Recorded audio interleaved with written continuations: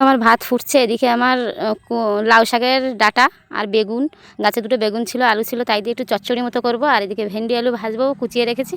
আর এই যে হচ্ছে সজনের পাতা, সজনে খাওয়া হয়ে গেছে, ফুলকা হয়ে গেছে, এবার পাতা খাবো। আর পাতা খেতে হেবি সুন্দর লাগে। আর আমার ফোনটা দেখো কী অবস্থা হয়েছে, আগের দিন পড়ে গেছিলো বললাম না, পুরো মানে ভেঙে চুরে তার অবস্থা নেই। তবে ভগবান হয়তো একটু হলেও সাথে আছে, ওই জন্য ক্যামেরাও কিছু হয়নি, ফোনটাও কিছু হয়নি, কিন্তু ওপরের গ্লাস নয়, ভিতরের পিডি ফেটে গেছে।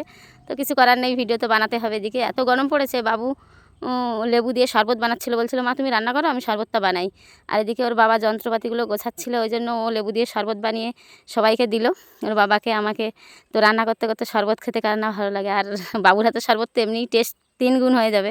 তো বাবুকে বলছিলাম না বাবু খুব সুন্দর হয়েছে, সেটাই বলছিলাম। আর শরবত খাচ্ছিলাম, শরবত খেতে খেতে রাস্তা দিয়ে আইসক্রিমওয়ালা ঘন্টা বাজাতে বাজাতে যাচ্ছে, বলছে আমার আইসক্রিম লাগবে।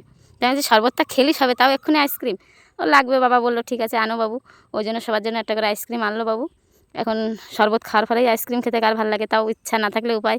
বাবু বলছে তুমি এখন খাও, পরে থাকলে আমার আবার খেয়ে নিতে ইচ্ছা করবে। ওই জন্য শরবত খাওয়ার পরে আইসক্রিমটাও খেয়ে নিলাম। আর গল্প করতে করতে দেখো আমার সর্বনাশের শেষ নেই, আইসক্রিমটাও খাচ্ছি, সেখানেও বিপদ। বিপদ বলতে আইসক্রিমটা খেতে খেতে হঠাৎ গল্প করছি, আইসক্রিমটা পড়ে গেল। কিন্তু তুলে মুছে খাবো, অত সহজ নাকি টাকা দিয়ে কেনা? ক্রিমটা আমার কোলেই পড়েছিল, মাটিতে পড়েনি যে সেটা খেতে পারবো না। তো কোলে গালে দেওয়ার সাথে সাথে এত ঠান্ডা লাগছে, আবার ফেলে দিলাম গ্লাসের মধ্যে।